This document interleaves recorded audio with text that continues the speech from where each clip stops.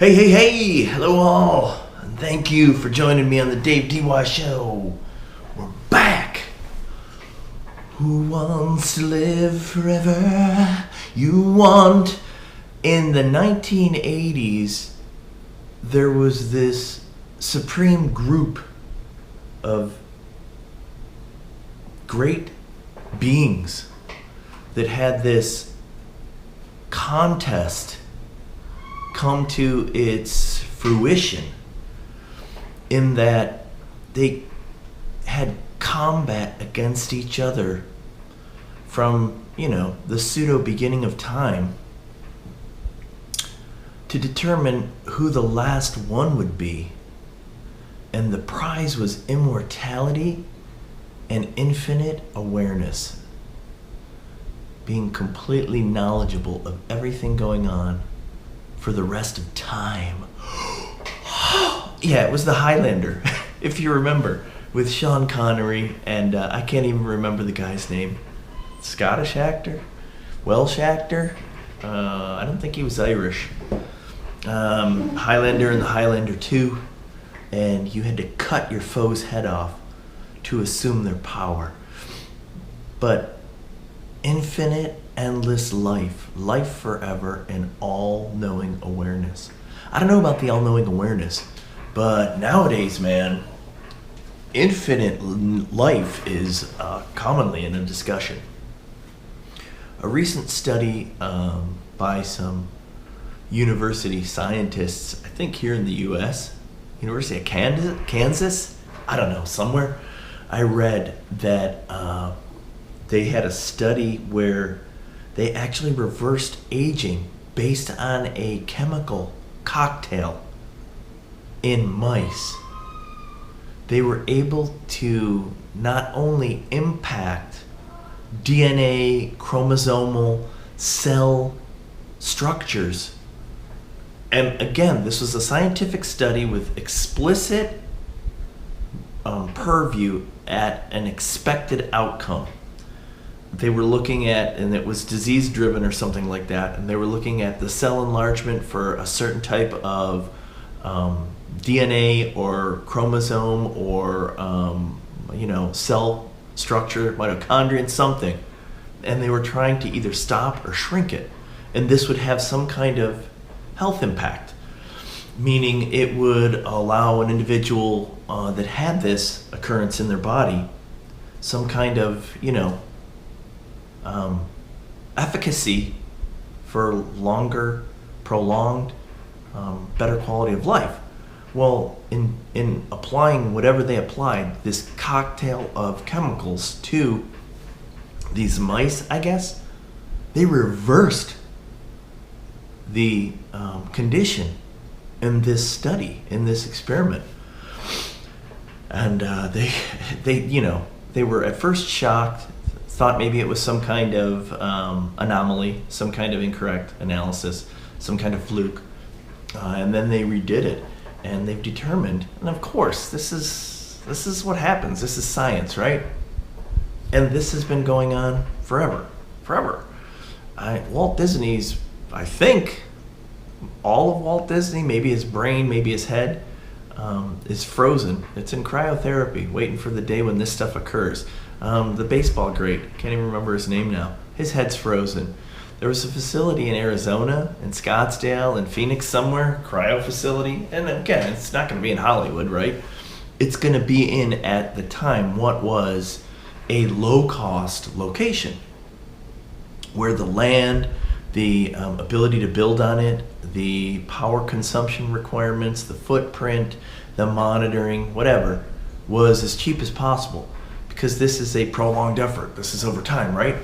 They're cryo-freezing deceased individuals.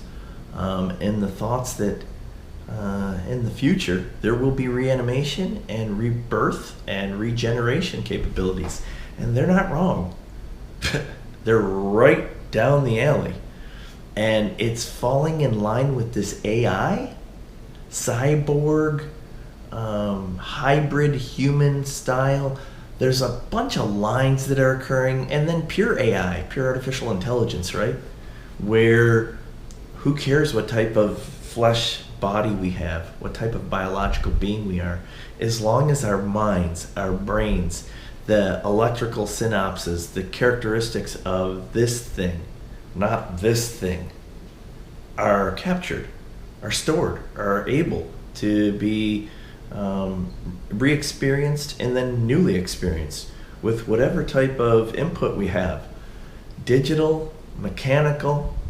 It'll go to the same, I guess, organ in the same place. Maybe not. We're getting to those weird levels, at least in some understanding. We've seen this with body enhancement. We've seen this with chemicals that we put into our bodies for some kind of performance enhancement.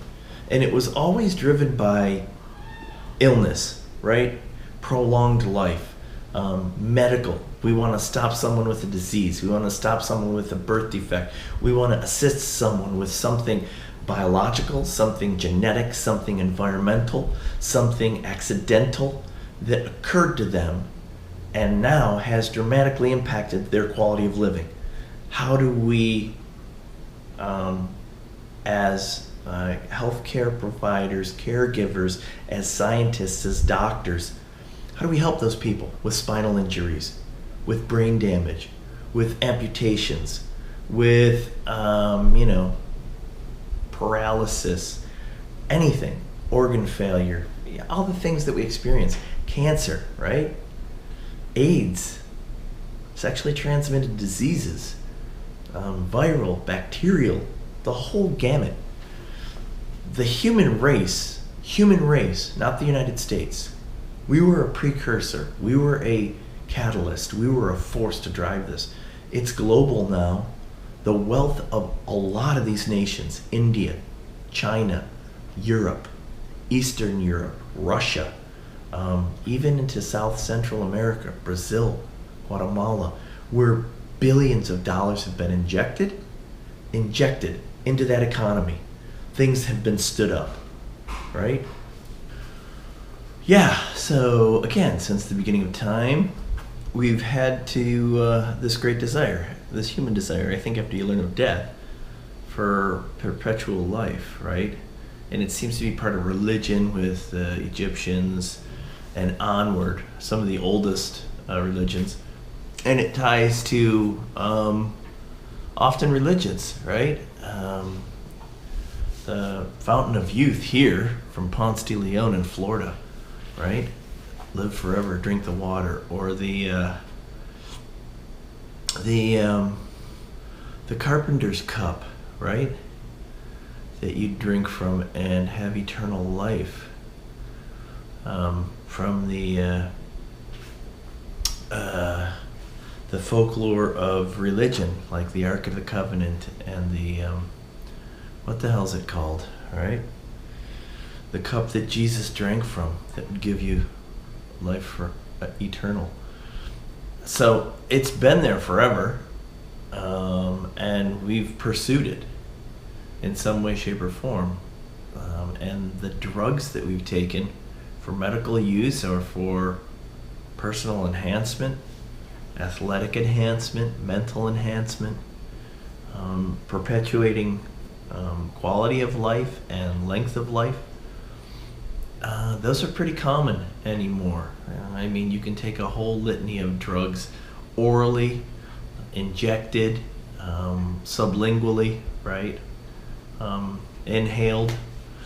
There's a whole slew that modify our immediate state and then have some type of term of effect, some long lasting, some with side effects that are detrimental, right? Steroidal use, anabolic steroidal use, performance enhancing drugs, growth hormone, insulin, the whole structure of pseudopharmaceuticals that are synthetic based primarily, and then some that aren't, cadaver driven, human produced, whatever they are, from your pancreas, your pituitary, from horses, equine, from pine bark and tree sap, and good Lord, anything that ultimately improve some purpose or change some function in your ability, your life. And therefore, to biologically and to fundamentally modify our genetic, our cellular, our base makeup so that we reverse time, aging, wear, tear. We've done it with synthetics and, replacement body parts, replacement organs, the heart, everything, right? Then the transplants of deceased, a donor list, right? Of somebody that died for some reason other than what you need them for. Eyes, pancreas, heart, liver, kidney, Jesus, anything, right? And so it makes complete sense that we will evolutionarily modify this biological state into something further. And we're getting further along. We're definitely not nearly there, especially for the brain, but for some of the less complex organs as to how they operate, what they do.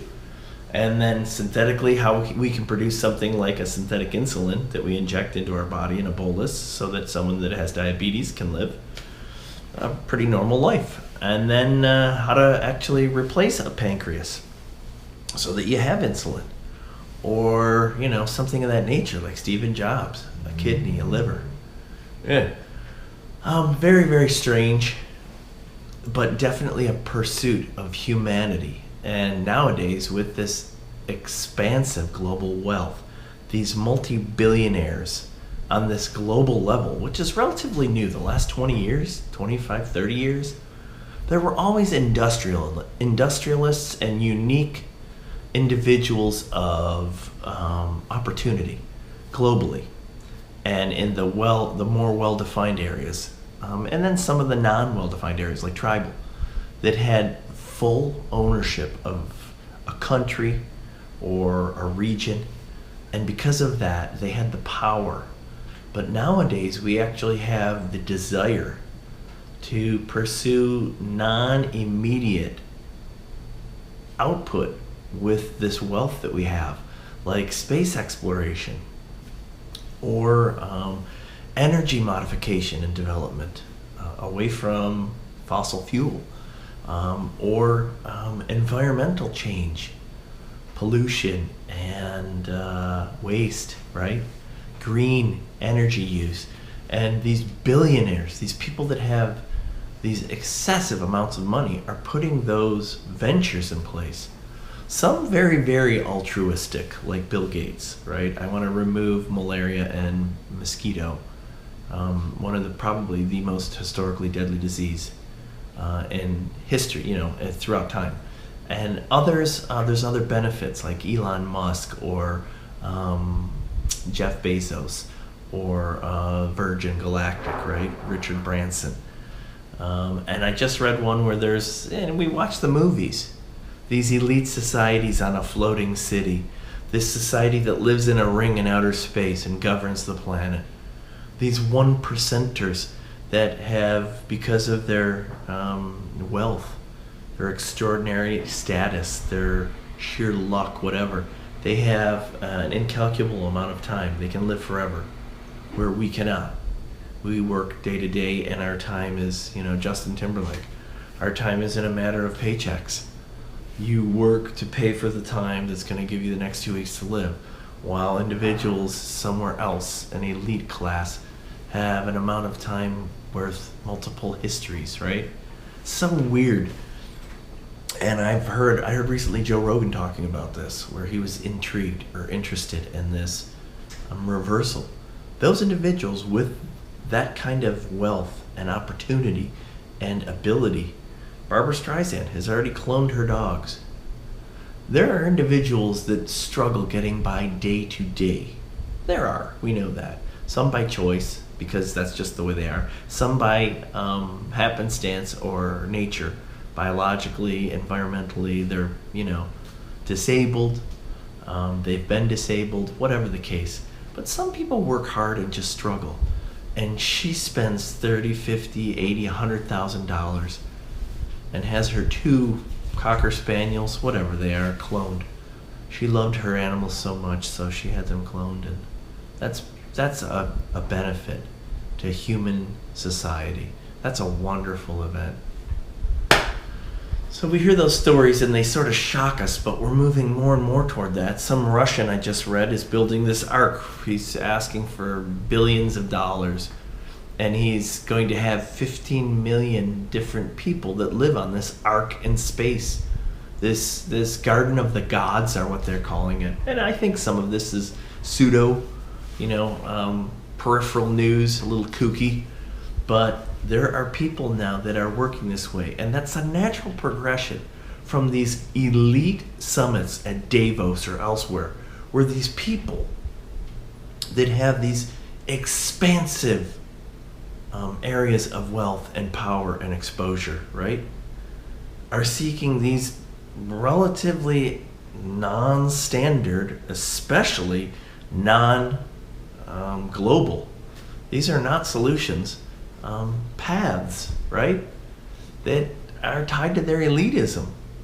And while they may state that it's beneficial for the planet, or it's beneficial for the human race, or it's beneficial for our future, or what have you, oftentimes I think there's an underlying self-interest. Most of the time.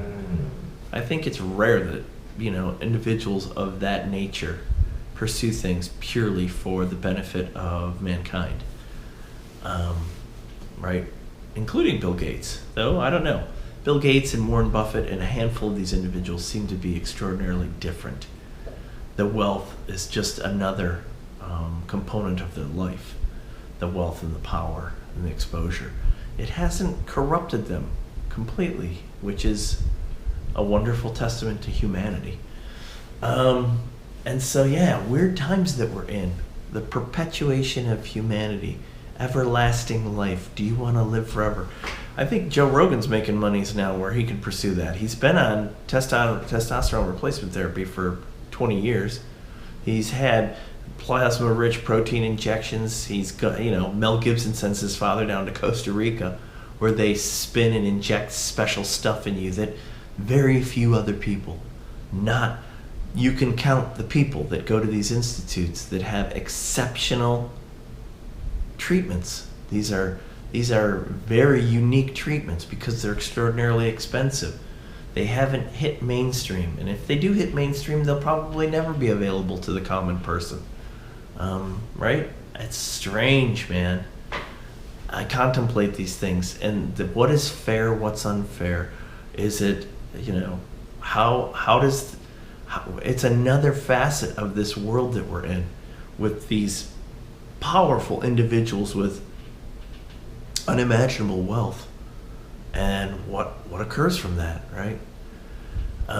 But life everlasting, maybe, or the perpetuation of the human race for time immemorial. I don't know. Curious thoughts. I just wanted to share those. That's where I'm at today with the thinking. Comment, like, subscribe, share. Thanks for watching the Dave DY Show. Out.